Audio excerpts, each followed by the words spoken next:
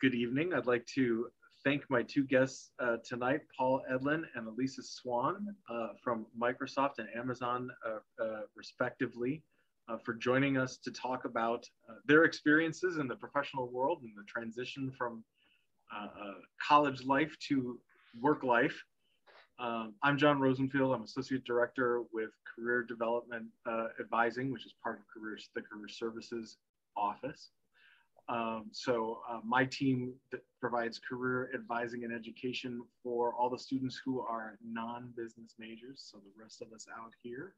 Hopefully, those who are watching this video have had the opportunity to connect with someone on my team or our online resources. I will give a pitch for that again at the end of today's session. But for now, I'd like to turn the attention to my guests, our guests, and hear a little bit from. Well, Paul, your mute is off, so I will start with you. Should we go ladies first? Whatever's convenient. I just figured you wouldn't have to unmute. So yeah, tell us a little bit about yourself and your current role, and maybe an overview of your trajectory to what brought you to where you're at. And yeah, what do you think? You guys want to arm wrestle for it? Elisa will kick my butt, and she's on mute. So. Go for it, Paul. Yeah, so I'm a Loyola grad. I graduated in '91. Actually, I was a year late because I transferred. I actually started at the University of Arizona, and I was dating a girl here in Chicago, and I got homesick for her, and I came back for her, and then she broke up with me 3 months later. That was awesome. So I spent some time at Triton, and then actually my mom was a nurse at Loyola Hospital, and she said, you know, if you go to Loyola, I get tuition for you for free. So I said, score. So that's where I went. I ended up graduating with a bachelor's in economics, and then I kind of floated around. When I graduated from Loyola in '91, I was supposed to graduate in '90, but because I changed colleges, I spent an extra year. So when I graduated in '91, I was originally working for a company called FMC. They make like machinery and stuff, and I was doing human resources and benefits. And it was right on the cusp of actually, you know, when computers were starting to actually be on desks, which is weird. And so when I was doing human resources and benefits, and like they would be like, we would have a new hire or a baby or a transfer or a termination or a death, and we would they would call us and we would send them paperwork and stuff. And so that would literally have to go and type stuff on a typewriter. And I'm like, we got a perfectly good word processor over there with Microsoft Word 1.0 on it. How about if I take that and put it over there? And that turned into using Word and then using macros and then writing a little bit of code and then integrating with a mainframe. And then suddenly I said, hey, I want to do this for a living. And they're like, we're not going to pay you to do that. So I left and I went to work at a consultancy, and then I became a manager there for a while. That was called OE Systems. It was owned by the Vlasic Pickle family, actually. And then when they sold the pickle business to Kraft Foods, they actually ended up starting a computer consultancy. Anyways, so I went and did the very first rollout of Windows NT to Ameritech a long time ago. And then that grew into getting a specialty in the hosting world, where I started traveling around the world and deploying systems for Microsoft on a platform called Microsoft Commercial Internet System, MSIS, which is based on Site Server. Anyways, so, and then we broke away from OE to an employee of my coworker of mine broke away from OE. We started a company called eQuest, and then we grew that to about 50 employees, and we merged with another company called Planet, grew that to about 150 employees. And then in 2007, I was physically done with traveling around the world. I just couldn't, and my wife wanted a divorce, and my kids didn't know me. So actually at the time, a Microsoft person that Elisa and I both know named Dermot Thompson, who's now at Google, go figure. Dermot contacted me because we had met each other through another gig that I had, and he said, do you want to come work at Microsoft? I'm like, they don't pay people. And I'm like, yeah, they do in sales. And so I came to work at Microsoft in 2007. I started as an individual contributor. And then I moved into a manager role where I actually met Elisa and we worked together for a while. And then after that, I moved to something called the Microsoft Technology Centers, where I've been about for the last 7 or 8 years. And when people look me internally up at Microsoft, I'm listed as something called a principal architect, but for the outside world, I carry a virtual business card that says chief technologist for the central region, which means nothing essentially. Like nobody reports to me. I don't control any money. Microsoft doesn't trust me with that stuff anymore, but like I'm more of a topic owner. And so the topics that I've been focused on for the last 7 or 8 years are cybersecurity, our research and development, and our data center strategies, and why they're so weird. So anyways, and so I spent a lot of time, most of my time, talking about cybersecurity, honestly, especially during COVID. It's obviously a hot topic, everybody cares. So sorry for the long-winded, but that's basically how I got here in a nutshell in 3 minutes or whatever it took me. I appreciate it. I mean, you know, one of the things that I think is most fun about talking to folks, you know, once they've been in the working world for a little while, is how circuitous the paths are, almost no matter what. So some really cool right place, right time moments, it sounds like. Oh, for sure. Yeah. And honestly, getting helping hands along the way too, and some good advice actually from random people that don't play a role in my life, that was just happenstance that changed everything. So happenstance, big buzzword for us career development folk. It makes a lot of things happen. Yeah. All right, Elisa, you want to share this a little bit about your background? Yeah, absolutely. So I graduated from Indiana University, Bloomington, in '92 with a degree in environmental science. And so my first job out of school was, I was an environmental chemist. And I did that job. I can't say I had a lot of passion for it, but it was the field of study. And that was what my counselors and my parents all said was a good thing to do. And so I appreciated that advice. But after 5 years, and let me just say, like, a lot of hours spent in a laboratory where you're not really able to talk to a lot of people, but you learn a lot. I learned a lot about the reports that we ran off of the gas chromatography machines where we did all of our analysis. And so I kind of became the resident expert on the reports. And if something went wrong with the reports, I would fix the reports. And I thought, oh, that's kind of fun. Maybe there's something I can pursue there. But at first it was, I really just can't stand the job. Maybe it's the place. So I found another job at another laboratory further north in the city, and it was the same thing. So I took a chance and I went to another lab thinking maybe if I change it up, I'll be happy. And I wasn't. So that was when I decided to look through the classifieds in the Sun-Times. That's a paper newspaper for anyone familiar. And I found an entry-level position at a software company where I interviewed. I told them my experience with the reports that we ran at the lab, and they took a bet and they hired me. I was a QA lead.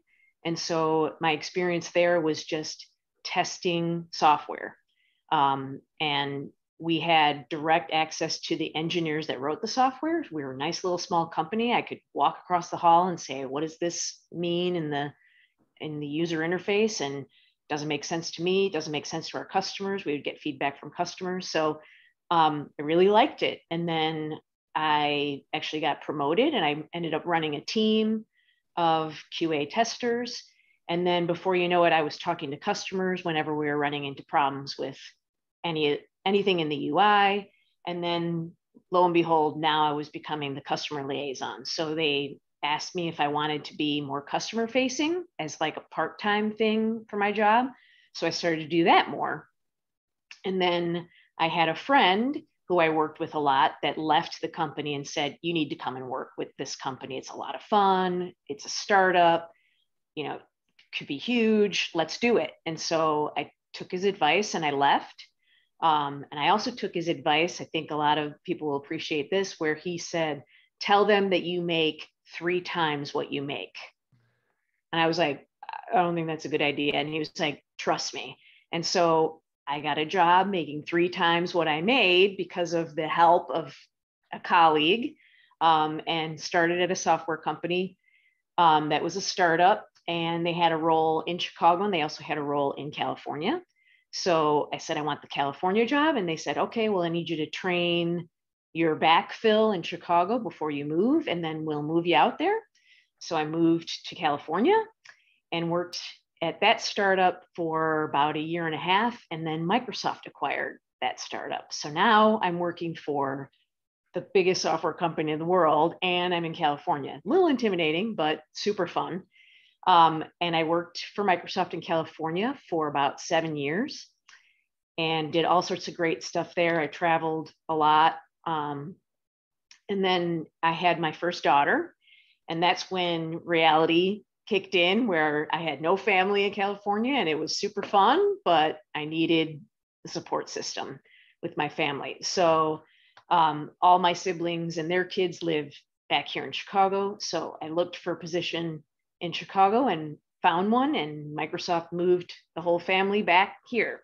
So I worked for Microsoft and did a lot of roles there.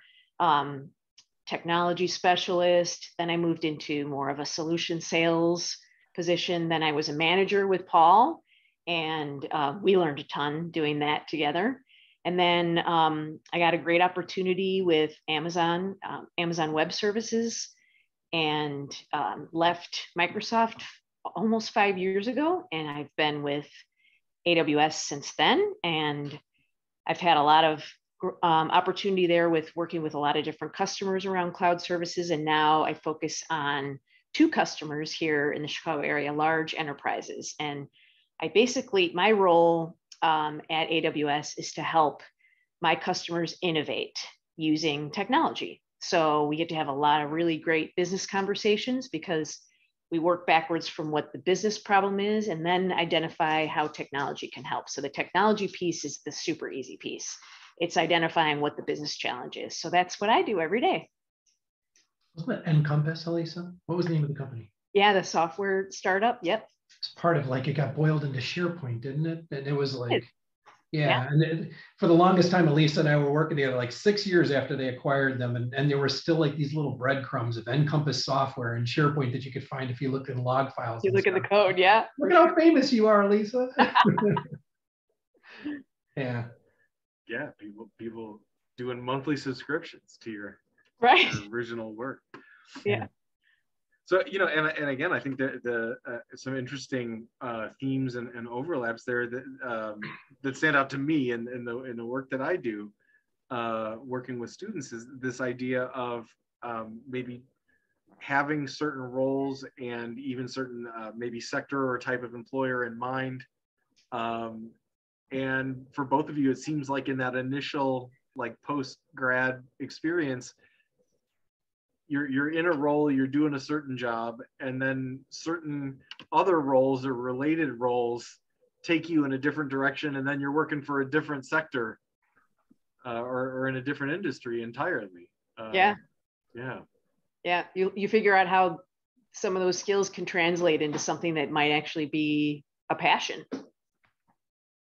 Yes, and so that balance of some things that I can do that people are going to pay me for, but also that I actually feel good about.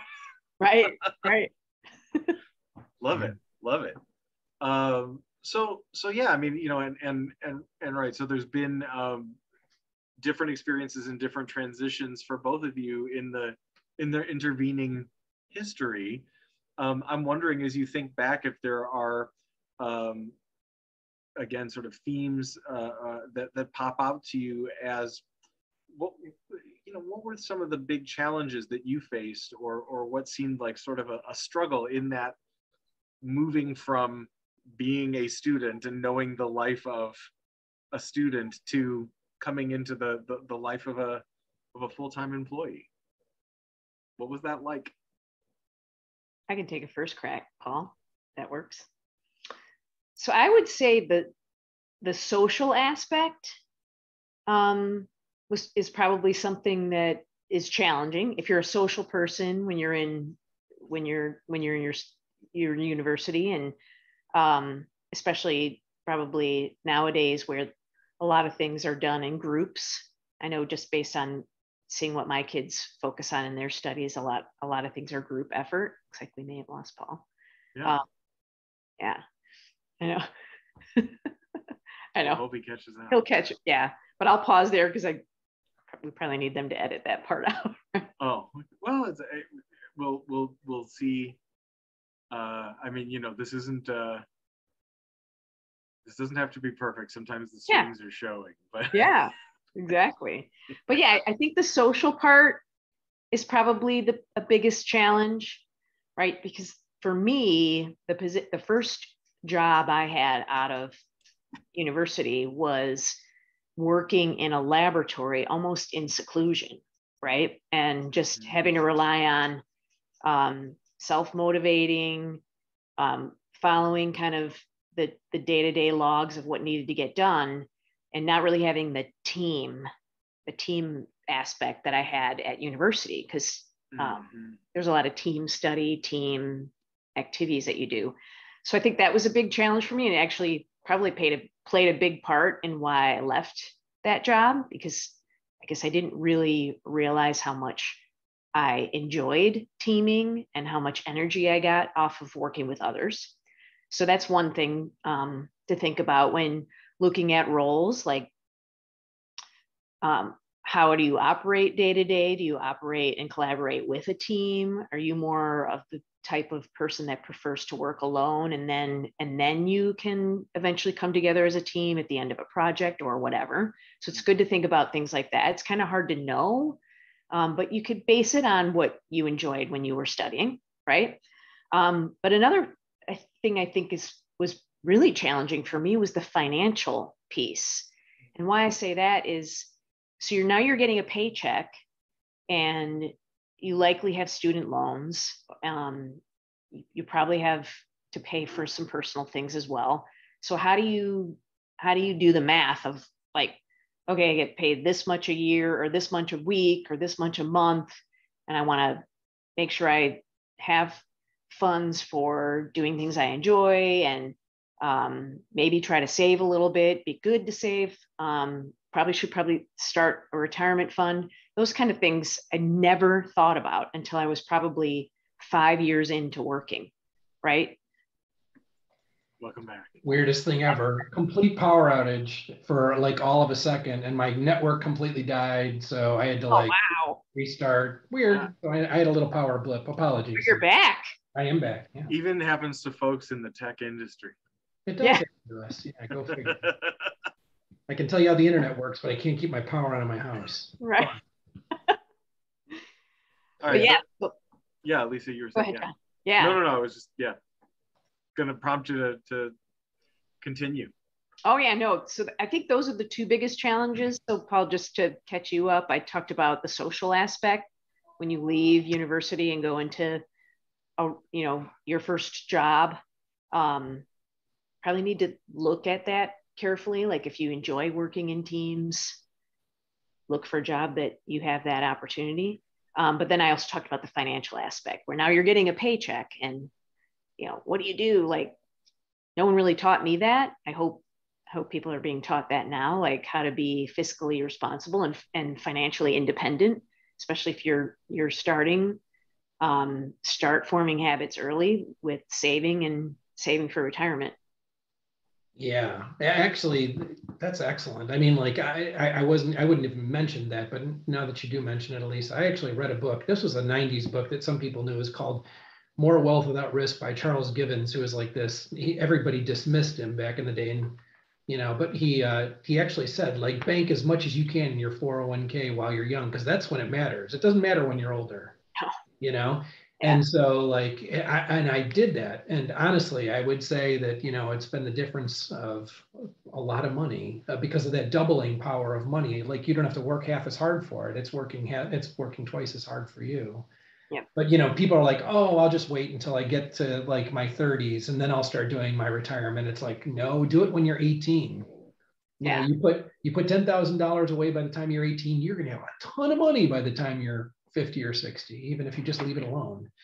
Yep. So, that's excellent advice. Yeah, agreed. John, I'm sorry. So, well, and I would say just on the larger budgeting issue that Elisa brings up, there is, I feel like in the class that my team in career services offers, we do a couple sessions on on financial planning, and that's something that we started doing a few years back. And I just feel like the interest and demand every semester in those particular class meetings is just stronger and stronger. Oh, that's great. Yeah, well, and but I also think it speaks to, like you said, that actually people have not necessarily had the opportunity, or the they haven't necessarily been presented with that information.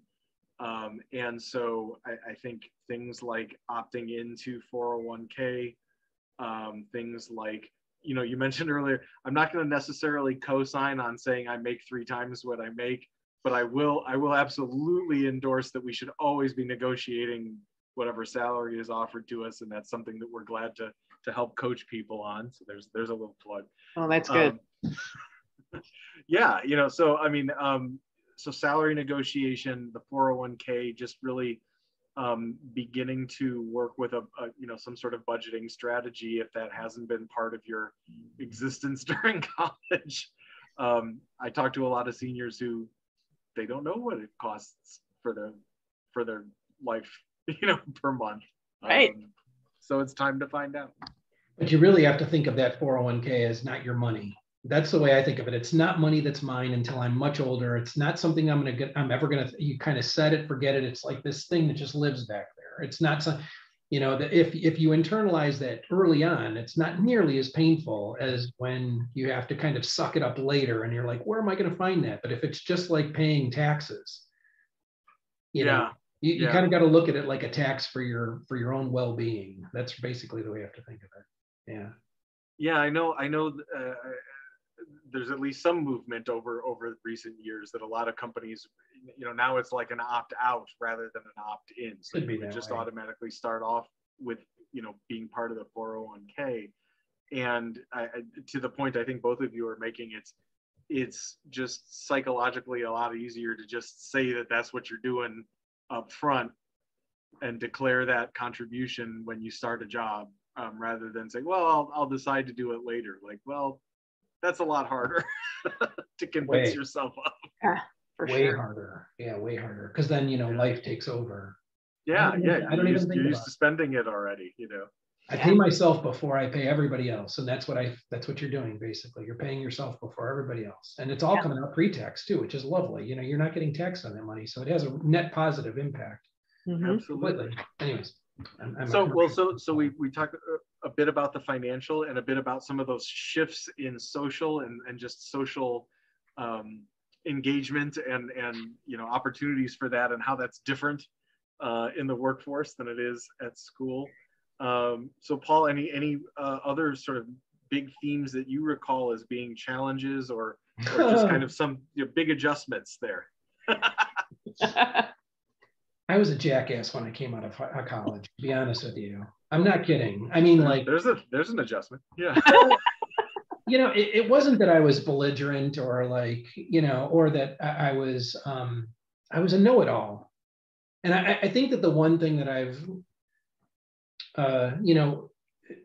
Satya, our CEO, said this, I think while you were here still at Microsoft too, Elisa, but like, he actually said something really impactful that, like made sense. It's like one of those things when you hear it, it kind of resonates. He said, we're not here to I'm not here to be right. I'm here to get it right. And I'm not here to be a know-it-all. I'm here to learn it all. And if you put that perspective on, it's a much different thing. But I honestly, and one of my biggest gripes with people coming out of school is they feel like entitled. They're like, I've gone through this hell of being in school, and now I'm going to get the job that I think I have always deserved. And it's like, the world doesn't owe you anything. Mm-hmm. And that's kind of the way I felt coming out of college. Damn it, I was pretty good. And I would be belligerent with my managers. And one of my managers, a woman named Leslie, who actually I'm not going to divulge her last name, but she had one of the biggest impacts on my life. She said, you are never going to be anything if you don't change that attitude. And I remember kind of crying in her office, mostly because I was a spoiled brat. But like, the thing is that it was real. It was true. And, another job that I had, one of the guys said to me, his name was Jack. I was working in an architectural firm before I graduated at college. And I was kind of just doing draftsman work. And he said, man, you just got to be a sponge. If you're a sponge and you're constantly learning stuff, people will value you. But it's the people who are like, the people who are most frustrating to work with are the ones that feel like they know it all. They're going to tell you what they want you to hear.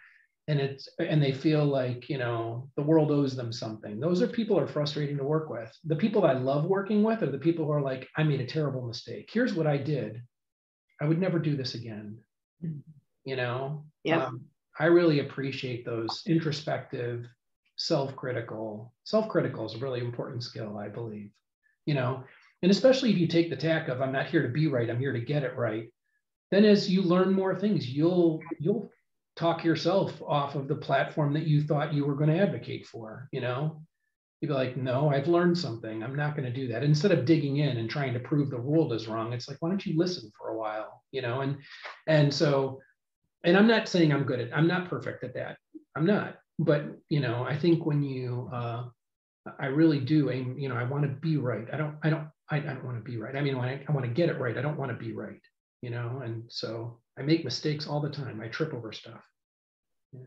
And I try not to do it twice. Yeah, I mean, I think that's a crucial perspective, and I think it reminds me of when, especially something you just said there towards the end. When we, in terms of that self-awareness piece and that ability to reflect, one of the examples that I talk a lot about when we talk about interview preparation, and sometimes people, they're going to ask a challenge question, like, tell me about a time you failed at something or something didn't go well or whatever it is. And, and a lot of times that'll freak someone out. They'll say, well, I don't want to admit something bad. Maybe I should pretend that, oh, I just care too much or whatever. I said, no, that's dodging the question. But here's the thing. Can you talk about what you learned and why you do it differently now? Because I think as you said, Paul, like people find it very challenging to work with someone who doesn't think that they ever make a mistake. They used to tell us in interviewing classes, like when I was in college, they'd be like, try and take that negative and spin it into a positive. But I've realized that sometimes there isn't a positive to be spun. It was just bad. Yeah. And so, and I really appreciate when people come into interviews and say, I don't know, as long as they do it at the appropriate time and they don't overuse it. If it's not the right fit, it's like, excellent, but when people try and BS their way out of problems, it just makes them look terrible, and if you try and BS your way out of looking good all the time, like, I'm perfect. Watch me. I'm great. It's like, then people are going to hold you to a very high standard. And when you make a mistake, they're going to knock you down hard. But it's like my daughter. I have a really hard time arguing with my daughter because I'll be like, you lost your coat. And she's like, I'm so sorry, Daddy. How can I help pay for it? I'm like, all right, I can't be mad at you now. But if she dug in and she's like, no, I don't know what happened. It must have been here. It's like, that's when it's frustrating. Right. That kid's got a future. That's what I'm saying. Agreed. Yep. So yeah, it's also a really good dovetail to, I think one of the things that in fact, I know one of the things I wanted to ask you both about as well was advice that you might have for new entrants into the workforce, and what they might want to be looking out for as you have become seasoned representatives in your field and seen new people come and go. What do you think would be useful for them to be aware of, and maybe especially after these last couple of years, as people might be beginning their work lives in a remote capacity, if there are certain things there that really would be useful to keep in mind? Yeah, what advice would I give someone entering the workforce? I think having an opinion, having a point of view, I think is really important.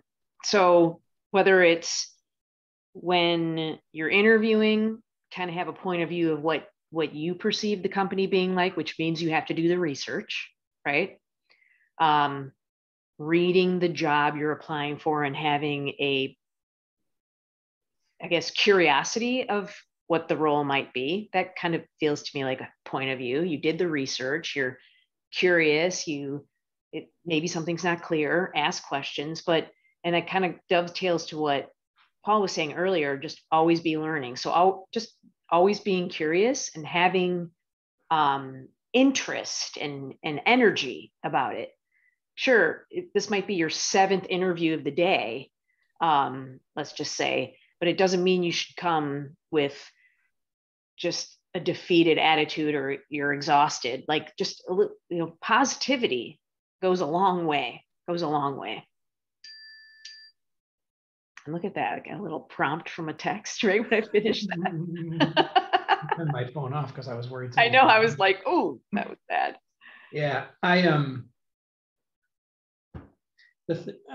I'll tell you something that, like, I'm all about talking about things that frustrate me, I guess. But like, one of the things that frustrates me with students that I meet looking for mentorship, or like that I meet at events or things where I'm talking, is they'll walk up, introduce themselves in a very like professional, forthright manner, which I appreciate, and then they'll say, "How can you help me?"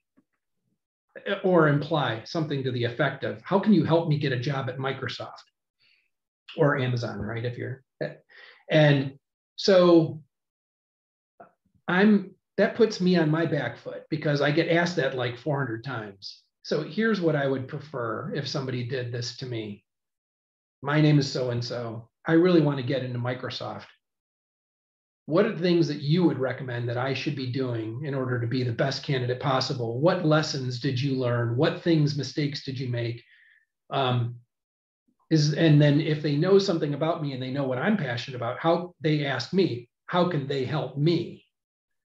That is a different tack, right? And I would be bowled over if somebody said that, like, "Hey, I'm really passionate about what you do. What are the things that I could be doing that would help in that scenario, or things that like I could be doing to prepare for that, or blah, blah, blah."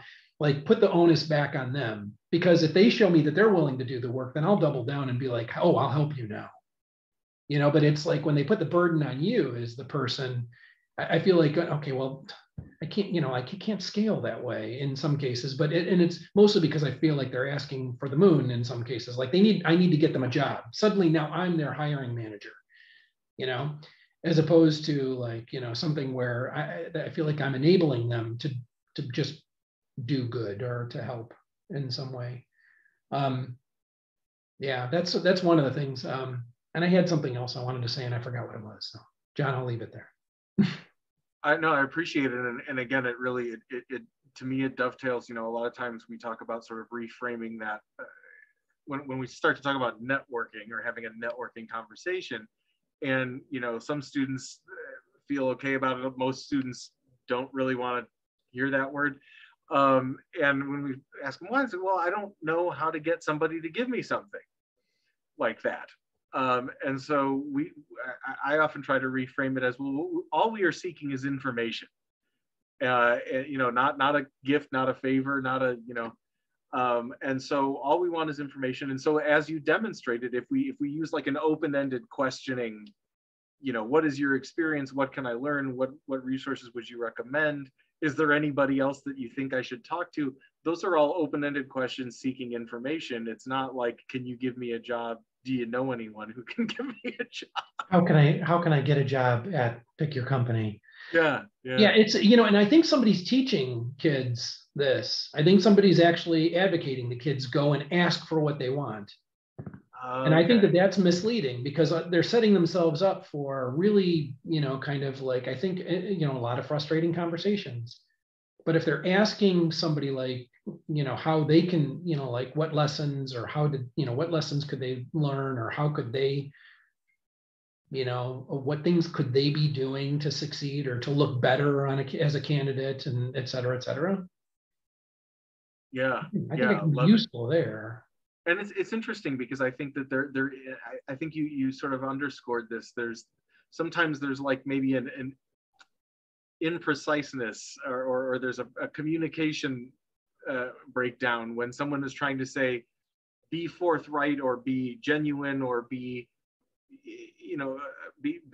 honest to your goals, true to yourself, and somehow that gets interpreted towards like, demand the thing that you ultimately want. And so I think that can be a really useful piece. I think it also connects to something Elisa said earlier, which is really about imagining the perspective of other people, right? Like, not showing up to that 7th interview you know, all worn out and happy to display it, but just sort of imagining, well, what is the experience of this other person who's this interviewer going to have of me? But I don't want to be soapboxing during this too much. So Elisa, your thoughts on what could be helpful? So I think I already answered that one, right, John? Well, in terms of like for new workers in general, okay. Like making that transition and maybe habits that are good to pay attention to as a new colleague. Oh yeah. I think the habit that I respect the most is preparedness. So people can put time on your calendar or show up to you know, a networking event and run into somebody like Paul and just assume he's going to have all the answers. Where if you come prepared with and you don't have to have a super formal agenda or anything, but just a thought to how you see the time you're going to spend with this person or this team going, I really respect. So if I'm having a one-on-one with a new hire and they come to the call and say, so, hey, really appreciate you taking the time. I just wanted to learn these 3 things about what you do in your role every day. And then that's how I'd like to spend the time. But please, if there's something else that you would like to make sure we accomplish, that'd be great too. But like, yeah, just like give some thought to what meeting you're going into next or what project you've been handed to, instead of just heads down. Okay, I guess I got to dial in. Okay, I guess I got to do this project, like robotic. Like it just feels like just, you know, you're a person, you're unique, you have unique things to offer. Show us that.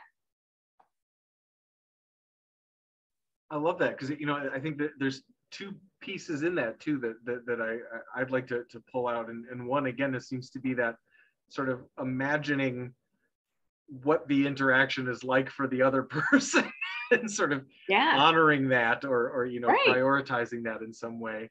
Yep. And then this idea, you know, and I think Paul mentioned this also, right, about having some awareness, having done some thinking ahead of time about, well, what is the point of this interaction? Right. Yeah. Yeah. Yeah. And do I need to arm myself with certain information? Yeah. Right. Mm-hmm. Yeah. Right. And having a structure in mind as well, right? This, at least as a starting point. Right. Yeah. Great. So, you know, I guess one other piece, just sort of thinking about, again, your longevity in your fields and having seen, you know, different organizations, different roles, and you know, I think Paul mentioned at the beginning, right, that the just sweep of technology as a field and also as a reality that we live in over the past 30 years. I'm wondering what you see as maybe trends or near-term, again, themes that would be important to think about in terms of what's going on with hiring in your field. You want to go first, Paul? Yeah, that's a hard one. It's probably my perspective of pre-COVID and post-COVID too. I think, you know, pre-COVID, I think, you know, like the office was a joyous place to walk into. And especially in offices now, there's like, I feel like it's almost fraught with potential for crud, rather than, you know, like you're going to have a group of people who are like mask averse, and you'll have other people who are mask pro, and they get into arguments and you feel like you have to be like a flight attendant now. I think that there's this deprecation or like I remember a video. I was going to say deprecation something. Hold on, I'll change my thought there for a sec. You know, there was a video of a guy on a news interview with the BBC where he's doing this thing and it's a financial thing and his daughter comes walking in. Do you remember this one? And the mom comes running into the room and drags the daughter out of the picture, and then the daughter comes strolling back in and she grabs her again and she's like trying to get the daughter out of the room. That's like a Tuesday now. That happens every day. Elisa's dog showed up earlier in the call. I loved it.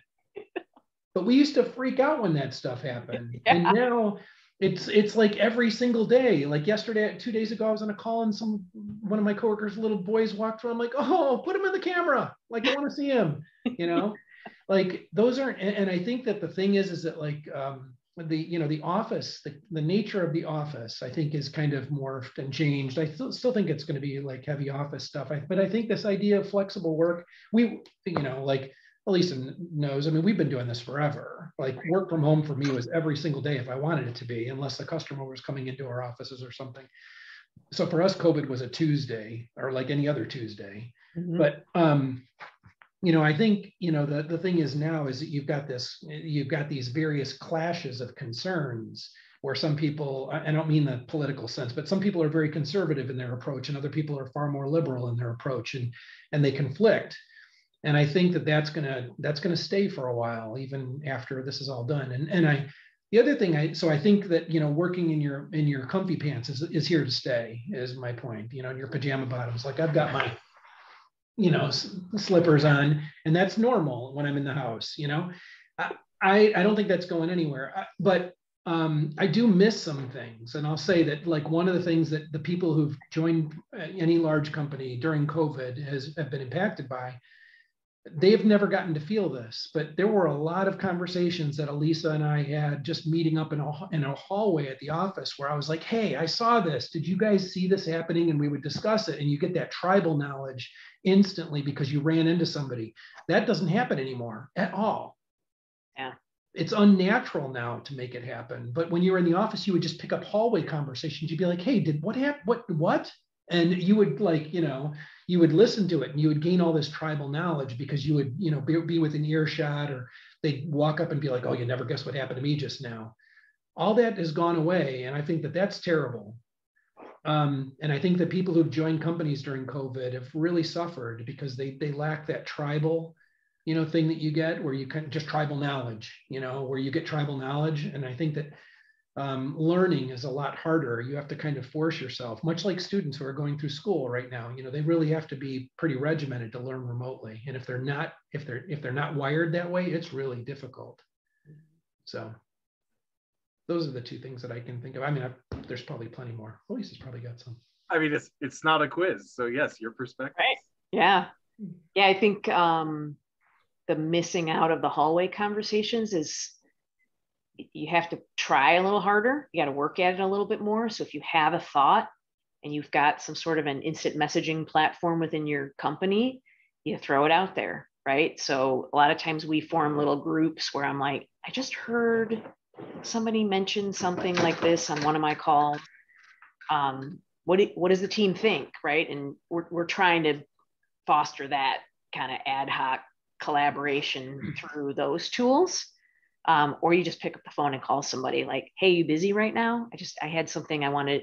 So you have to make an effort. If you're not the type of person that feels comfortable doing that, you might want to try working on it. And kids today do it all the time with their friends, right? Like they're attached to their phones with all their social media applications. So just kind of try to translate into your work life, because not one person is successful without teammates or mentors or people they can collaborate with that might not even be on their team. So those relationships in my job have saved my butt a few times, at least. Yeah. Likewise. You have a one-off with your manager, you get into a tiff, but you know that you've got a lot of friends and family to battle with you, then that helps you in those tough times. Yeah, that network is everything. Yep. Yeah. So I always say this to mentees that I have, find your trust team, right? When you first start a new job and you meet some people either on your team or people on another team that you know you're going to be engaging with, like figure out who can you trust so that they're your trust team. When you run into an issue, you run into some conflict, bounce the ideas off of them, or just get some advice from them, or just vent. But you got to find your trust team, I call it. All right. Yeah, no, I love that. It's and I think you're right. It's so much more, it requires so much more intentionality it does in a now. remote environment. Yeah. Yep. That's what sucked when Elisa left. She was part of my trust team.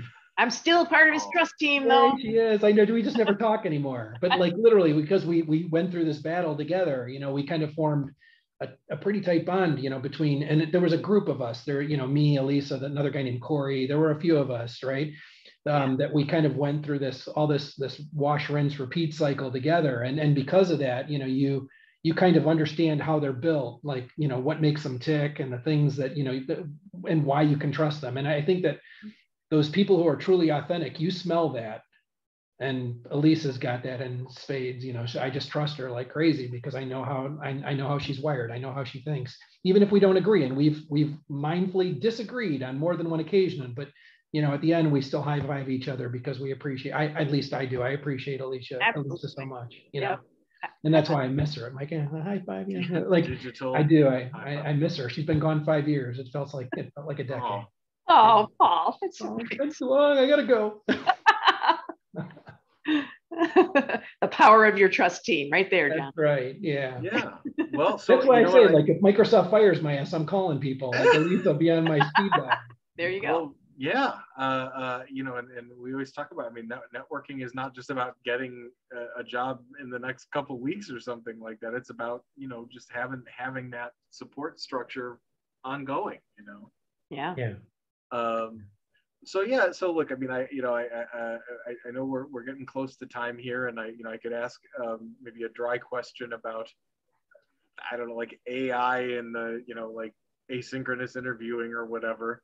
Okay. And if someone really wants to talk about that, that's cool too. But maybe it would be nice. We're kind of doing meta. We're kind of doing the human side of things, and I'd be curious to see what advice you know, like if you had advice for yourself when you were 20, 22, 23 in that zone, what would you say? I would say have a plan, but be prepared to adapt. Because I never had a plan. I was always winging it, like, oh, that sounds fun, or oh, maybe I'll try that. And it was never, and a plan doesn't have to be this super formal, you know, written up thing that you share with people. It could just be whatever tool you like to use for jotting down thoughts, and just, you know, I could kind of see myself doing this for a little bit. And then what I really think is interesting is that. And so maybe in a couple of years, I'll start thinking about trying that. I mean, we make awesome plans when we have downtime, don't we? Like, boy, some of my friends have coordinate these wonderful itineraries from when we go and do fun stuff. Boy, we work a lot more than we do fun stuff. So why can't we translate that into the work side of life? Yeah, so thinking ahead, it's almost like you're talking about getting ready to go talk to someone, do a meeting or do a networking conversation, that thinking ahead, but then also allowing for that maybe it doesn't go exactly like a script or something. Yeah. And even a career too, right? Like having a plan for that too. Well, yes. Yeah. So yeah, Paul, what do you think? I'll slightly pivot on what Elisa said. And you know, I think that, you know, people get really stuck on the job that they think they want to have. Like, I'm going to be an astrophysicist, or I'm going to be I want to be a mechanical engineer, or I want to be like, you know, whatever. I think one of the more important things to think about is what kind of things do you like about the idea of a job? You know, it's so the qualities that you appreciate. What are the things that you're looking for? Some people I just want to work by myself. I'm antisocial. You know, I want to do something important and blah, blah, blah. It's like that mindfulness of the qualities is something that really doesn't ever leave. Like when I was a kid, I always thought I was going to be an architect, like of buildings. It turns out that what I liked was the building part.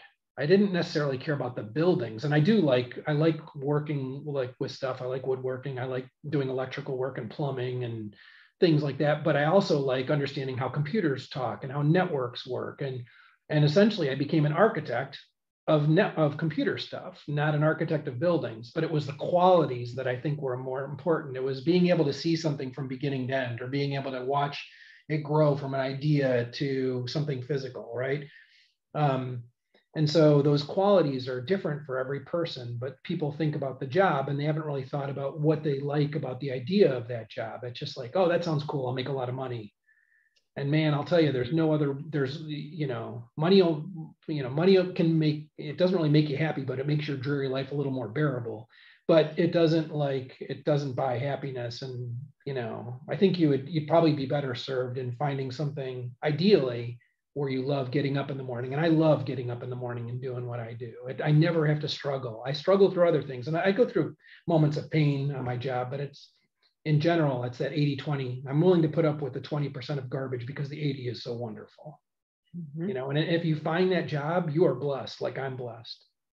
I love that idea too, that it's about finding something that brings you joy, but that isn't necessarily, it's maybe not the obvious thing that your mind has leapt to. It's kind of like the metaphorical piece, like you said, the features of it and how that might apply in different places, rather than one specific job title. Yeah. Right. Yep. Yeah. My dad used to, my dad was a carpenter, and he would, when he drives around the neighborhood or drives around, he goes, I built that. I built that. I built that. And that's how he got his sense of value, And in the same way, I think that probably rubbed off on me a little bit. I think it's the thing that if you can think about what are the things that you would really be proud of. And some people like, I own that, I own that, I own that. That's transient. Those things go away. They burn in a fire, but the things that you accomplish or the things that you do are the things that will kind of be your legacy, not what you own. Nobody's going to look back in 50 years and say, yo, he owned a boat. They're going to look back and say, oh, he did this, he did that, he achieved these things, or she achieved these things, and here's what good they did in the world, and that's really the things that matter, and that's your legacy. That's kind of nirvana. Anyways, I'm off my soapbox, sorry. Love it. I mean, I think all of these perspectives, I mean, that's why we want to do these things, because I think it's important for folks to hear about them as lived experiences, not just kind of platitudes or something from a listicle online or some kind of article about these are the best job titles or whatever. Right. Like you said, I think that there has to be some way that it makes sense as a lived experience. Sorry, Lisa, I didn't mean that. No, I just said, yeah, you're right. Yeah. Or it's fortunate when you find a job that checks the boxes of, feeding your soul as well as paying you well. That's kind of like, it is kind of one of those oddities. And I think a lot of people don't ever get that. And it makes me sad. I mean, but it's whatever it happens to be, man. It's like you just, but the thing, you got to Elisa's point, you kind of got to get hung up on what you want it, like your plan, your rough direction, your North Star, which is kind of the way I pivoted, but looking at the qualities. If you know where you want to go, doesn't matter the road that you take to get there. The road could be circuitous. You can take a detour, come back. But that's where I want to be. Yeah, absolutely. Love it. Yeah. Yeah, appreciate that. And I want to be respectful of both of your time, and I appreciate both of you so much tonight. So I'm gonna throw in a plug before I stop the recording, that a lot of these. I think a lot of the perspectives that Elisa and Paul have shared today, again, we can hear them and we can sort of take them in a moment. Something that career advising can help you do is see how that makes sense in your life. And I'm talking to the students who will be watching this. And so that's something that my team is available to work with you on, is sort of understanding, okay, how do I actualize these ideas, these themes and these perspectives in my life as I'm living it now, and these ideas that I have about what job I might want and what that's going to look like over the next couple of years. So We have resources that are online at luc.edu/career. So of course you can find all kinds of guides for resumes and job search and interviews and all that. But it would be also great, we can talk about those things too. So you can make appointments with our team in Handshake. That's also where we recommend that employers post jobs that they want Loyola students to look at. So you can also be doing that there on Handshake as well. And we hope to talk to you soon and see you at a career fair in the near future. And you can start having some of these networking conversations and practicing some of these strategies that Paul and Elise have talked about.